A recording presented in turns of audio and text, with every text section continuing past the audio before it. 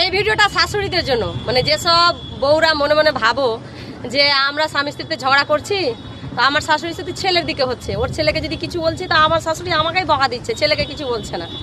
বাস্তব কথাই বলবে না, কারণ আমাদের স্বামী স্ত্রী তো সবারই জীবনে হয়, আমাদেরও যদি কখনো হয়েছে, আমার শাশুড়িকে দেখেছি দোষ আছে 100-100, অথচ ছেলেকে কিচ্ছু বলেনি। বৌমারই দোষ, বৌমাকে অশান্তি মানে বলবে, বৌমাকে বকবে সবকিছুই।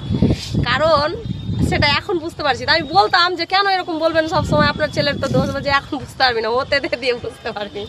এই যে এটা হয়েছে, এই বদমাসটা, তো কি বলবো, আমি যতটা মানে জন্ম দিয়েছি, আমি যতটা তাকে মানুষ করিনি, যত্ন করিনি, তার চেয়ে বেশি মনে হচ্ছে আমার বোন তাকে যত্ন করেছে, মানুষ করেছে, শুধু তাকে জন্মটাই দেয়নি।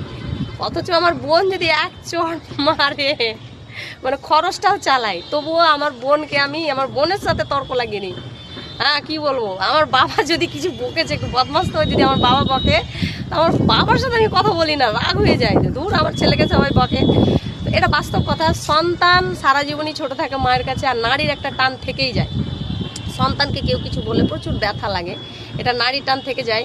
তুমিও দেখে নিবা, তুমি যতই দোষ করো না কেন, তোমার মাও হয়তো মানে তোমাকে কেউ কিছু বলে তোমার মাও সেই প্রতিবাদ করবে। সন্তানের মানে সবসময় মায়ের কাছে ছোট থাকে, আর মা কোনোদিন নিজে বকবে, মারবে, সব কিছু করবে, কিন্তু কোনোদিন অন্য কাউকে, তৃতীয় ব্যক্তি কাউকে, সন্তানকে বকতে দিবে না। আর বৌমা মনে যতই তুমি ভাবো না কেন যে আমি বৌমা, শুনবে না। দুই ভাইয়ে যদি ঝগড়া লেগে যায় না, যদি কেউ কাউকে বেশি মেরে দেয়, তবুও তো মা ছাড়বে না যে কেন তোর দাদাকে বা তোর ভাইকে বেশি মারলি, বা যদি ভাই বোনে ঝগড়া লাগিয়ে দেয়, কেউ কাউকে বেশি মেরে দিলে সহ্য করবে না। তো বৌমা তো দূরের কথাই, মানে কি বলবো, কেউ কাউকে শুনবে না। এমনও পরিবারে আছে যে স্বামী স্ত্রী, অথচ যদি তার স্বামীটা যদি তার সন্তানকে একটু বেশি মেরে দিয়েছে, তার স্ত্রী হয়তো ঝগড়া লাগিয়ে দেয়, তুমি এতটা কেন আমার ছেলে মেয়েকে মারলে, অল্প মারলে না কেন এরকম মারলে।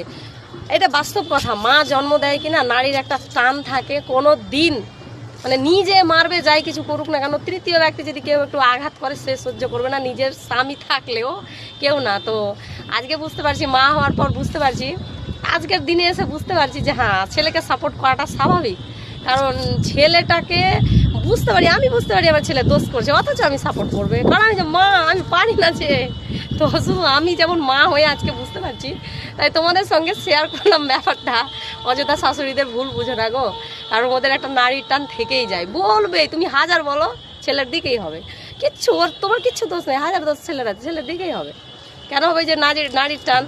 নিজের ছেলে মেয়েদের কাউকে বলতে দেবে না, এটাই হচ্ছে বাস্তব। অযথা ভুল টুল বুঝো না।